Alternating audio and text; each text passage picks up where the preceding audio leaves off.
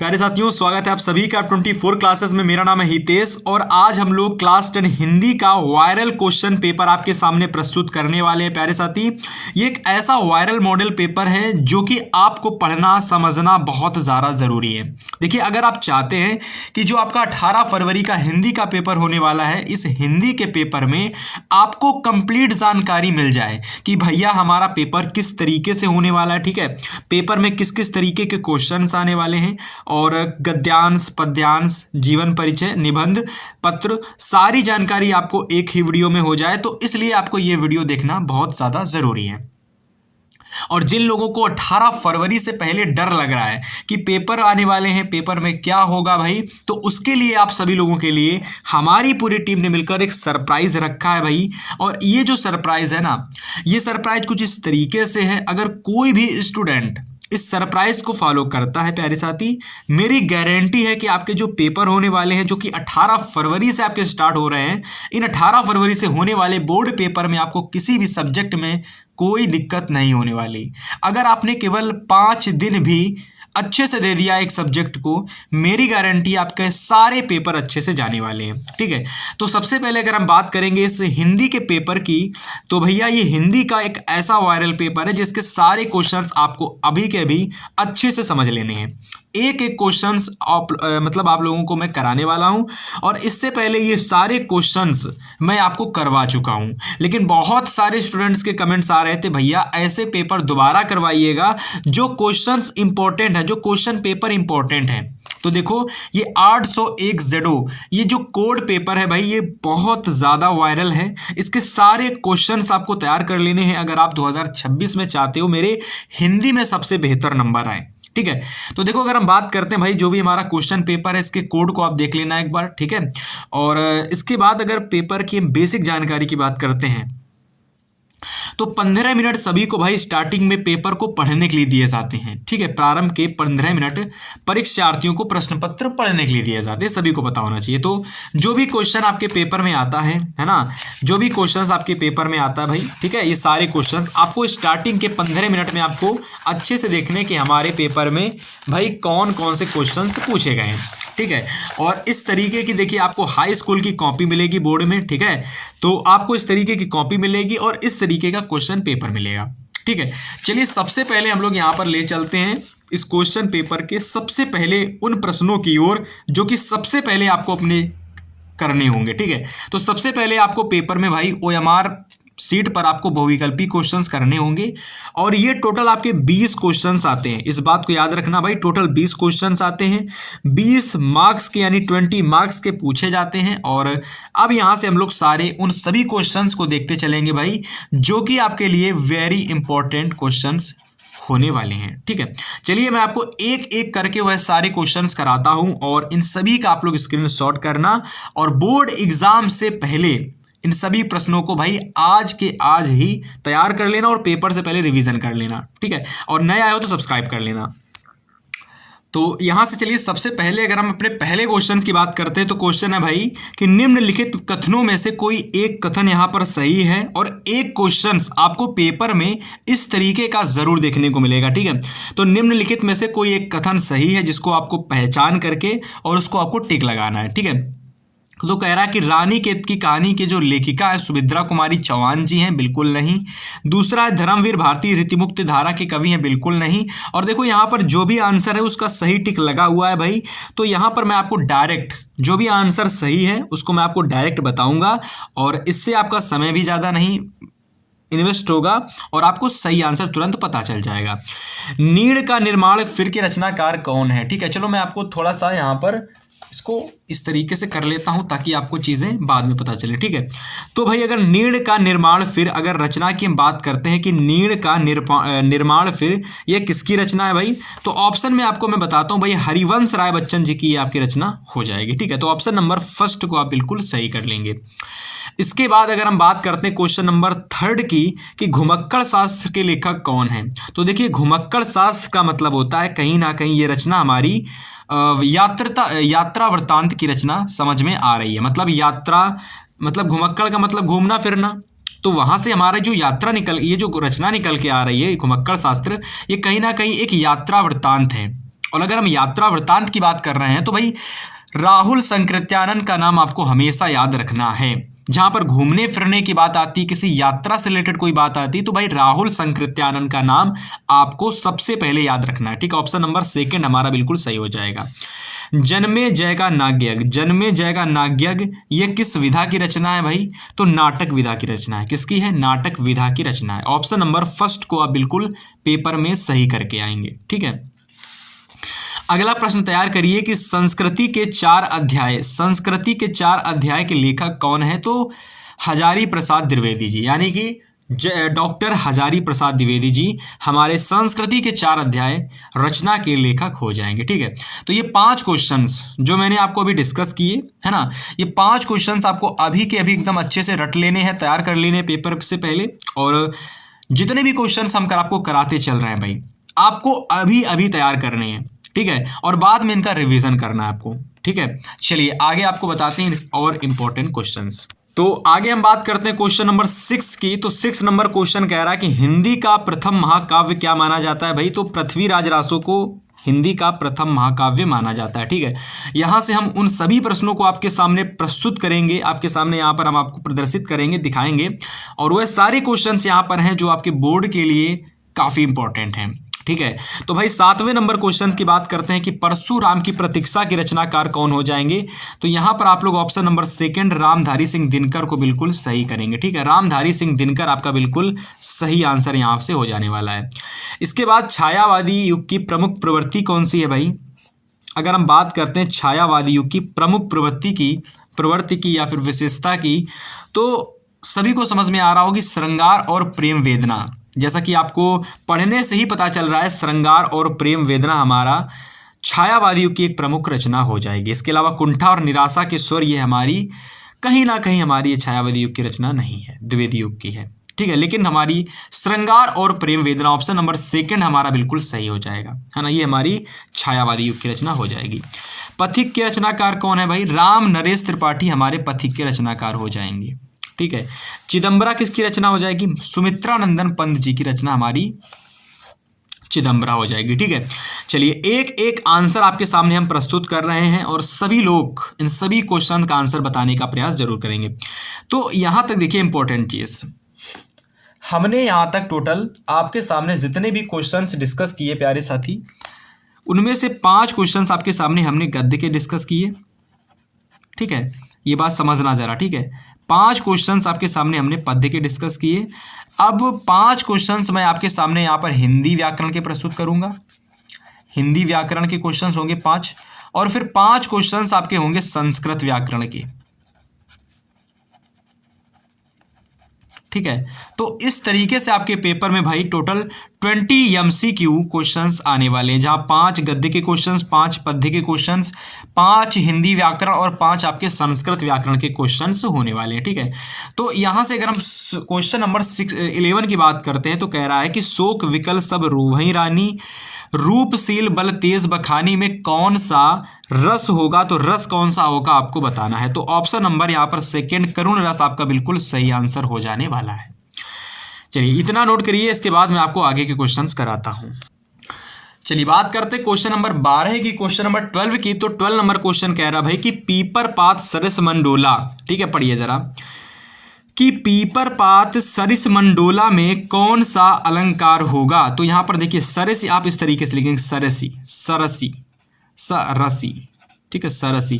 तो पीपर पात सरस मंडोला में कौन सा अलंकार होगा भाई? तो उपमा अलंकार आप लोग यहां से बिल्कुल सही करेंगे। ठीक है, आगे हम क्वेश्चन नंबर 13 की बात करते हैं कि रोला किस प्रकार का छंद है भाई? तो रोला हमारा एक सममात्रिक छंद है। कौन सा छंद है? समात्रिक छंद, यानी कि सममात्रिक छंद जिसको हम बोलते हैं। ठीक है, तो इसको आप नोट करेंगे। इसके बाद 14 नंबर क्वेश्चन है कि अभिमन्यु शब्द में कौन सा उपसर्ग लगा है? तो हमारा जो अभिमन्यु है इसमें कौन सा उपसर्ग लगा है भाई? तो अभिमन्यु में हमारा जो उपसर्ग लगेगा भाई, देखो यहां पर हम आपको बताते हैं, या तो अभी होगा या तो फिर आपका अभी होगा, अभी।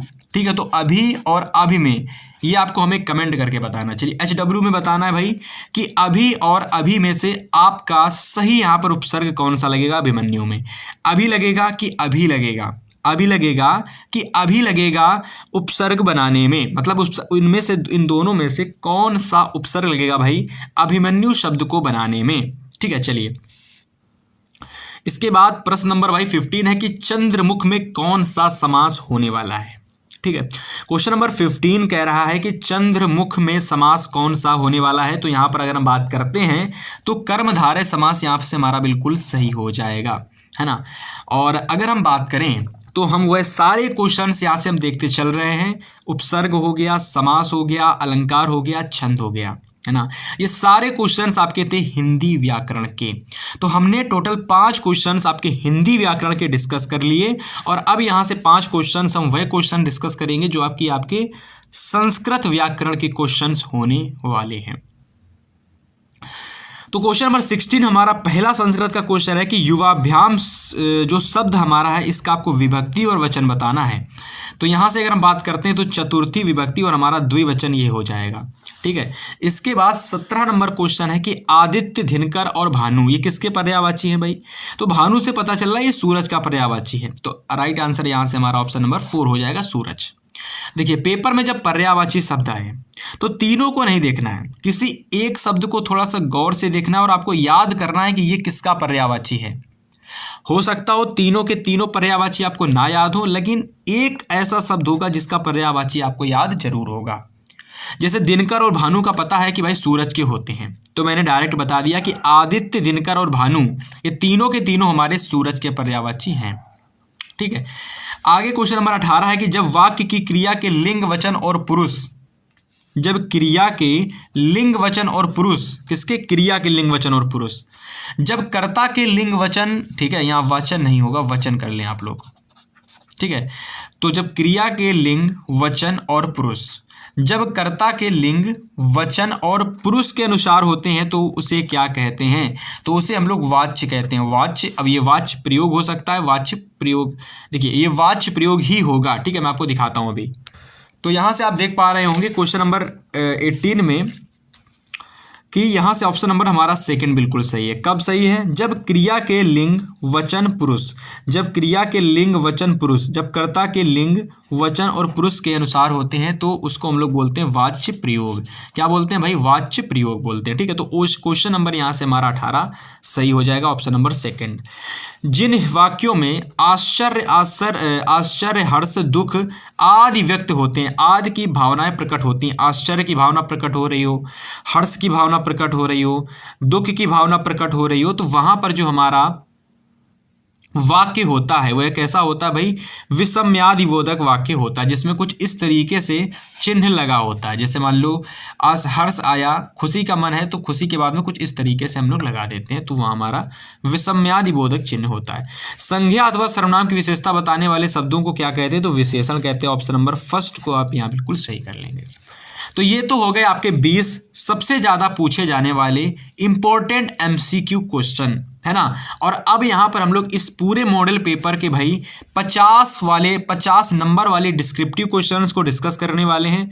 बहुत सारे स्टूडेंट्स कमेंट कर रहे थे भैया जी एक ऐसा वायरल क्वेश्चन पेपर करा दीजिएगा जिस क्वेश्चन पेपर को अगर हम पढ़ लेते हैं, जिसके क्वेश्चंस को अगर हम तैयार कर लेते हैं तो लगभग क्वेश्चंस आपको पेपर में हमें वही देखने को मिल जाए। तो देखिए हमने एक ऐसा क्वेश्चन पेपर आपके लिए ढूंढ कर निकाला है जिसके लगभग क्वेश्चंस आपके लिए भाई इंपॉर्टेंट या कह लो वेरी इंपॉर्टेंट होने वाले हैं। अब यहां से हम लोग डिस्कस करेंगे भाई 50 नंबर में पूछे जाने वाले वह सारे टॉपिक्स के क्वेश्चंस, गद्यांश, पद्यांश, जीवन परिचय, पत्र, निबंध, सब कुछ यहां पर हम लोग 50 नंबर के क्वेश्चंस के अंदर देखने वाले हैं। सबसे पहले आपके पेपर में प्यारे साथी याद रख लेना, सबसे पहले गद्यांश आएगा और फिर पद्यांश आएगा। ठीक है, तो गद्यांश जो आएगा प्यारे साथी सबसे पहले आएगा। टोटल 6 नंबर का ये क्वेश्चन होगा। टोटल 3 प्रश्नोत्तर आपको यहाँ पर पूछे जाएंगे, है ना। करना बिल्कुल आसान है और उससे भी ज़्यादा इंपॉर्टेंट चीज़ है भाई कि हम जो इंपॉर्टेंट चीज़ें करवा रहे हैं, मतलब हम जो भी गद्यांश करा रहे हैं, जो भी हम पद्यांश करा रहे हैं, वह पेपर के लिए बहुत ज़्यादा वेरी इंपॉर्टेंट होने वाला है। ठीक है, तो इस 50 नंबर के वर्णनात्मक क्वेश्चन को समझने से पहले आप सभी को मैं बता देना चाहता हूं भाई कि हमारा जो 18 फरवरी से पेपर स्टार्ट हो रहे हैं, उस पेपर को पूरी तरीके से उसका डर को समाप्त करने के लिए भाई हमारी पूरी टीम ने मिलकर के जो सरप्राइज आपके लिए रखा था भाई, उस सरप्राइज को जानने का अब समय आ चुका है।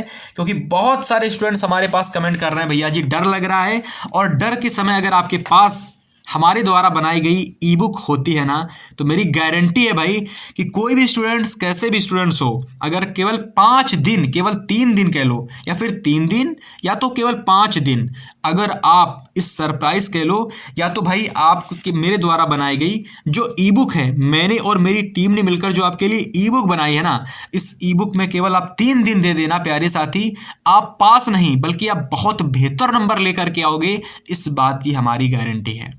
देखिए, हमने आपके लिए एक ऐसी चीज रेडी की है जिसको हमने नाम दिया है ई बुक। मेरी बात 2 मिनट आप सुन लेना, गारंटी दे रहा हूं भाई 18 फरवरी से जो आपके एग्जाम स्टार्ट हो रहे हैं ना, उसमें आप कहर मचा दोगे, इस बात की गारंटी है। पेपर इतने अच्छे जाएंगे कि आपने भी नहीं सोचा होगा, है ना। बस 2 मिनट मेरी बातों को सुन लेना।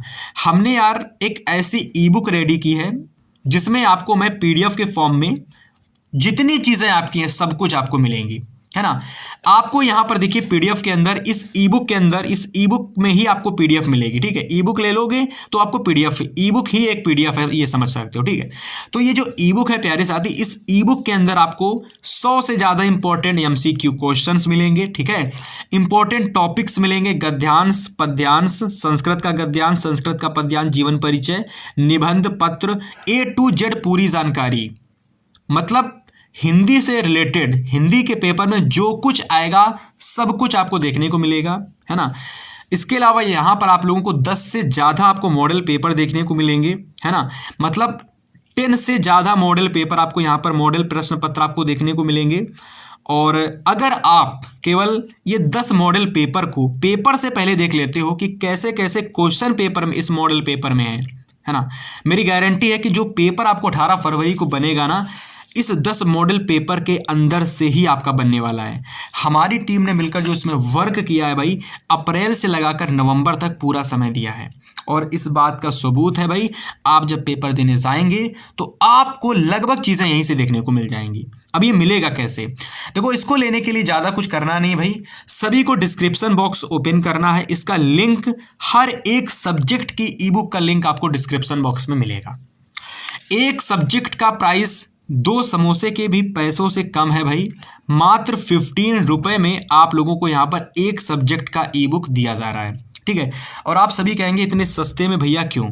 तो आप सभी को पता होना चाहिए कि हमारा चैनल अभी इतना बड़ा नहीं है भाई कि हम 500, 600, 700, 300 रुपए का कोर्स बेच सकें। हालांकि हम चाहते तो इसको 100 रुपए का या फिर 200 रुपए का, 199 का इसको सेल कर सकते थे, लेकिन इसको लिमिटेड स्टूडेंट्स ले पाते। लेकिन हमने जैसे ही इसका प्राइस 15 रुपए रखा, इसकी सीटें इतनी जल्दी फुल हो गई कि हमें पता ही नहीं चला। तो जिसके पास भी अभी के समय ये वीडियो आ रही है, अगर आप अभी देख रहे हो ना, तो आपको समय बिल्कुल भी इन्वेस्ट नहीं करना है भाई। फिर से ये 100 स्टूडेंट्स के लिए ऑफर खोल दिया गया है। आपको जाना है, तुरंत इसको लेना है भाई ई बुक को, और ई बुक आपको डिस्क्रिप्शन बॉक्स में इसका लिंक मिल जाएगा। देखिए, अगर आप चाहते हो आपके सारे पेपर अच्छे जाएं, तो आपके लिए मैंने हर सब्जेक्ट की ई बुक बना रखी है, और सभी सब्जेक्ट में आपको ये सारी चीज़ें मिलने वाली हैं। और लगभग स्टूडेंट्स ने भाई हिंदी, इंग्लिश और साइंस का ई बुक तो लिया ही लिया है ना। क्योंकि हिंदी, इंग्लिश, साइंस ऐसे होते हैं जिसको ना तो आप कोचिंग पढ़ सकते हो, ना तो इसकी आप लोग कोई अलग से चीज़ें कर सकते हो। तो लगभग स्टूडेंट्स ने, लगभग 80% स्टूडेंट्स ने हिंदी, इंग्लिश, साइंस की ई बुक ले ली है। और अगर आप देर करोगे तो और देर हो जाएगी, और देर हो जाएगी तो फिर चीज़ें हाथ से निकल जाएंगी, ठीक है। तो जिसको भी लेना है डिस्क्रिप्शन बॉक्स ओपन करना भाई, और ई बुक को ले लेना, यहाँ पर आपको सब कुछ मिलने वाला है, ठीक है। फिलहाल 18 फरवरी से पेपर स्टार्ट हो रहे हैं, तो आपको सोचना है। डिस्क्रिप्शन में लिंक है, मात्र 15 रुपए में एक सब्जेक्ट का ई बुक मिलेगा। तो जिसको भी लेना है भाई वो तुरंत ले लेना। अब यहाँ से अगर हम बात करते हैं पेपर के आगे की, तो पेपर में आगे भाई आपके गद्यांश, पद्यांश, ये सारी चीज़ें आएंगी। सबसे पहले पेपर में आएगा गद्यांश। हम लोगों का टारगेट रहेगा कि गद्यांश के क्वेश्चन को कैसे करना है। देखो ये हमारा गद्यांश है कि ईर्ष्या का काम जलाना है, मगर सबसे पहले वह उसी को जलाती है जिसके अंदर या फिर जिसके हृदय में भाई ईर्ष्या का क्या होता है, जन्म होता है। ठीक है, तो ये हमारा एक गद्यांश है। इसका आप जल्दी से स्क्रीनशॉट करो और इसमें कैसे कैसे क्वेश्चंस आते हैं मैं आपको वह बताऊंगा। फिलहाल इसके स्क्रीनशॉट करो और पेपर से पहले इस तरीके से दिखने वाला गद्यांश तैयार कर लेना। देखो पेपर में ये 3 तरीके से क्वेश्चन आएगा। सबसे पहले संदर्भ वाला क्वेश्चन, दूसरा व्याख्या वाला क्वेश्चन और तीसरा क्वेश्चन आपको इसी गद्यांश पर आधारित आ जाएगा। जैसे कि ईर्ष्या का क्या काम है, वह सबसे पहले किसको जलाती है, वह सबसे पहले किसे जलाती है। तो इस क्वेश्चन का जो आंसर आपको है इसी गद्यांश से ही आपको देखने को मिलेगा, है ना। हमारा जो मेन काम है वह हमारा संदर्भ वाला क्वेश्चन और हमारा व्याख्या वाला क्वेश्चन। अगर हम इन दोनों क्वेश्चन को कर ले जाते हैं भाई तो 2 नंबर यहाँ से 2 नंबर यहाँ से और इस क्वेश्चन का आंसर तो आपको गद्यांश से ही मिल जाएगा। पढ़ोगे थोड़ा बहुत तो मिल जाएगा, तो नंबर तो यहाँ से मिल ही जाएंगे। तो मेन हमारा जो मकसद है भाई, हमारा फोकस रहेगा वह संदर्भ और व्याख्या वाले क्वेश्चन पर रहने वाला है।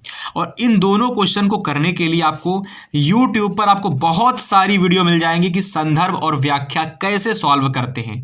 हमने भी बता रखा है कि संदर्भ और व्याख्या कैसे सॉल्व करते हैं।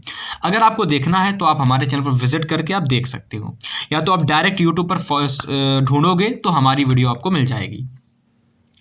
जिसने भी हमारे चैनल F24 क्लासेस हितेश भैया को सब्सक्राइब नहीं किया है जरूर से कर लेना। ठीक है, आपको 18 फरवरी से पहले सब कुछ यहाँ पर आपको देखने को मिल जाएगा। अगर हम अथवा में बात करते हैं प्यारे साथी, तो अथवा में एक और आपके लिए गद्यांश है और ये भी आपका बहुत ज़्यादा इंपॉर्टेंट गद्यांश है। जो तरुण संसार के जीवन संग्राम से दूर है उन्हें संसार का चित्र बड़ा ही मनमोहक प्रतीत होता है। जो वृद्ध हो गए हैं, जो अपनी बाल्यावस्था और तरुणावस्था से दूर आए हैं, उन्हें अपने अतीत काल की स्मृति बड़ी ही सुखद लगती है। जैसे कि हम आपसे बड़े हैं, आप हमसे छोटे हैं, तो हमें अपने बचपन को याद करके बड़ा ही अच्छा लगता है। मन होता है कि हम अपने बचपन में वापस जा सकें। आया समझ में?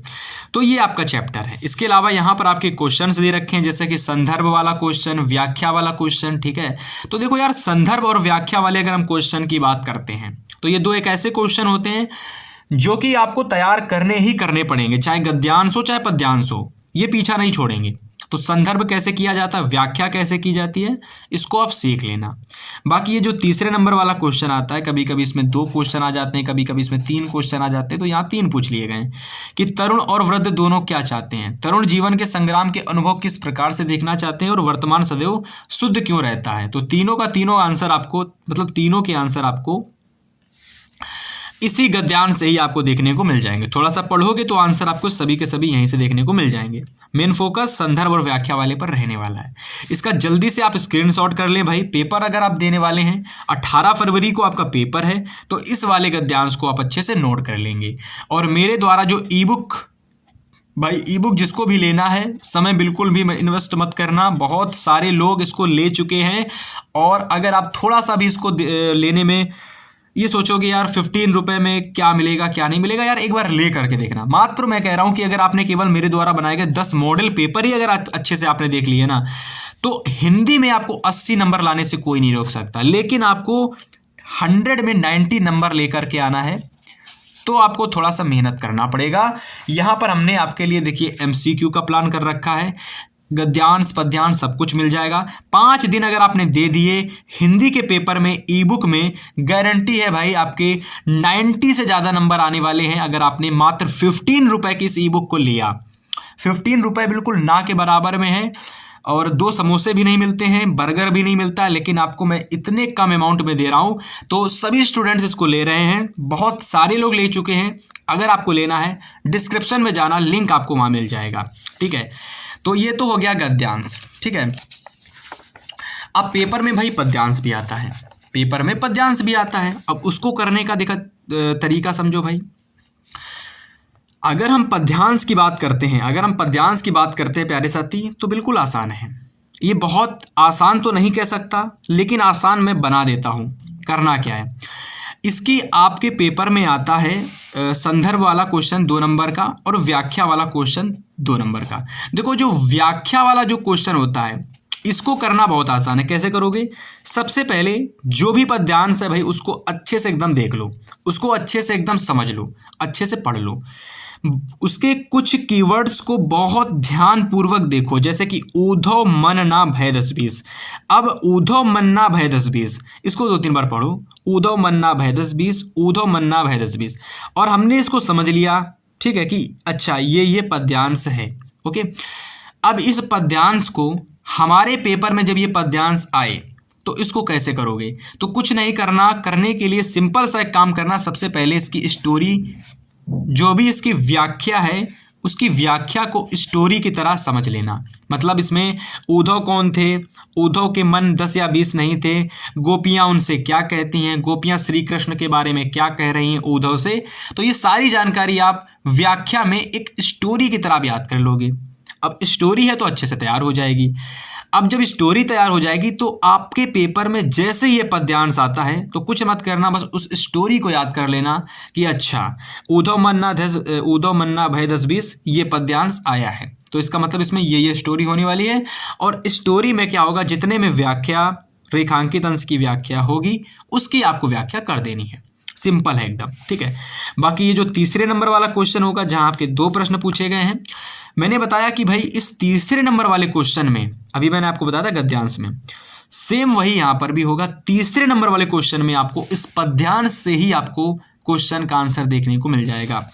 इंद्री स्थिल केशव बिनि ज्यो देही बिनुशीस, इस पंक्ति में अलंकार कौन सा है, थोड़ा सा पढ़ोगे तो पता चल जाएगा। निराकार ब्रह्मा की उपासना के संदर्भ में गोपियां, ऊधव कर लोगे यहाँ पर, ऊधव से क्या कह रही हैं, ठीक है, तो नोट कर लें इसको। तो इस पद्यांश को सभी प्यारे साथी एक बार अच्छे से नोट कर लें, स्क्रीनशॉट कर लें। इसके बाद अथवा में दिए गए इस पद्यांश को भी अच्छे से स्क्रीनशॉट कर लें। यहाँ पर भी संदर्भ, व्याख्या और तीसरे नंबर वाले क्वेश्चन में यहाँ पर 2 प्रश्न हैं। उपर्युक्त पद्यांश में किसकी महिमा का वर्णन किया गया है, तो यहाँ पर पढ़ोगे तो पता चलेगा। इसको आप स्क्रीनशॉट कर लो। इसके अलावा यहाँ पर तीसरे नंबर वाले इस क्वेश्चन में पहला क्वेश्चन ये रहा और दूसरा क्वेश्चन हमारा ये रहा कि उपर्युक्त पंक्ति में कौन सा रस यहाँ पर है। तो गद्यांश का क्वेश्चन हो गया समाप्त, पद्यांश का क्वेश्चन हो गया समाप्त। अब देखिए यहाँ से पेपर में संस्कृत के गद्यांश का क्वेश्चन आता है ना। देखो संस्कृत के अगर हम गद्यांश की बात करते हैं, यहाँ पर भी संदर्भ और यहाँ पर भी हिंदी अनुवाद थोड़ा सा डिफरेंट है। यहाँ पर व्याख्या नहीं आती है संस्कृत के गद्यांश में, संस्कृत के पद्यांश में यहाँ पर हिंदी अनुवाद आता है। हिंदी अनुवाद 3 नंबर का आता है, संदर्भ आपका 2 नंबर का आता है। 2 + 3 यानी 5 नंबर का ये क्वेश्चंस आपके पेपर में आता है। तो इसका जल्दी से आप स्क्रीनशॉट कर लें भाई, बहुत आसान है। संदर्भ आपको किस तरीके से संस्कृत का लिखना है नहीं जानते हो तो आप लोग हमारे चैनल पर विजिट कर लेना, हमने आपको बता रखा है, ठीक है। इसका जल्दी से आप स्क्रीनशॉट कर लें और इस अथवा वाले गद्यांश का भी आप स्क्रीनशॉट कर लें, ठीक है। नागरिका बहुकाल यावत अचिंतयत परम प्रहेलकाया उत्तरम दातुम समर्था न अभवत अतः ग्रामीणम अवदत, ठीक है। अहम अस्या प्रहेलिकाया उत्तरे न जानामि, ठीक है। इसको आप नोट कर लें, ये भी बहुत ही ज़्यादा इंपॉर्टेंट है भाई, ठीक है। प्रबुद्धो ग्रामीणम चैप्टर से ये लिया गया है और इसके अलावा हमारा ये है, ठीक है। ये हमारा मेरे हिसाब से ये भी मेरे हिसाब से प्रबुद्धो ग्रामीणा चैप्टर का है, ठीक है। एक बार देख लेना, इसका आप जल्दी से स्क्रीनशॉट कर लें और इसका भी आप जल्दी से स्क्रीनशॉट कर लें, ठीक है। इसके बाद पेपर में संस्कृत का पद्यांश आता है, 2 नंबर का संदर्भ और हिंदी अनुवाद 3 नंबर का। 2 + 3 यानी 5 नंबर का ये क्वेश्चन आपके पेपर में आता है।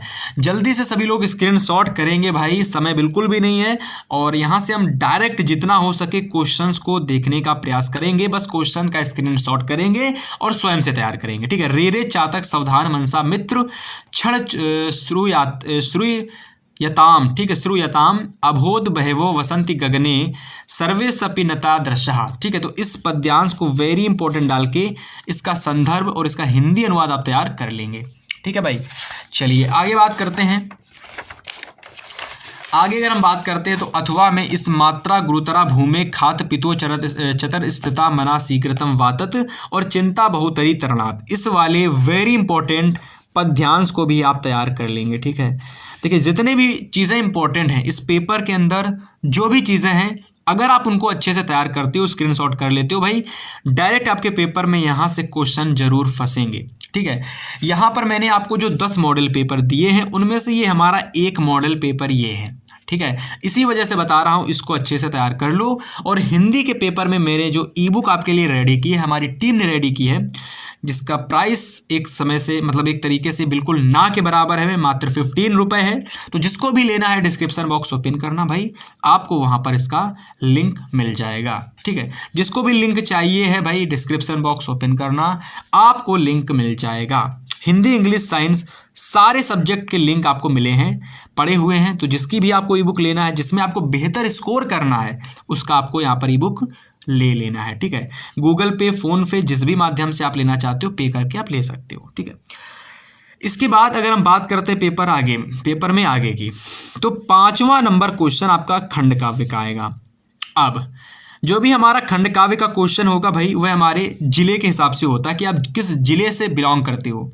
जैसे कि अगर आप बिलोंग करते हो एक कानपुर ज़िले से भाई, तो कानपुर में ज्योति जवाहर। अलीगढ़ से बिलोंग करते हो तो मुक्ति दूध।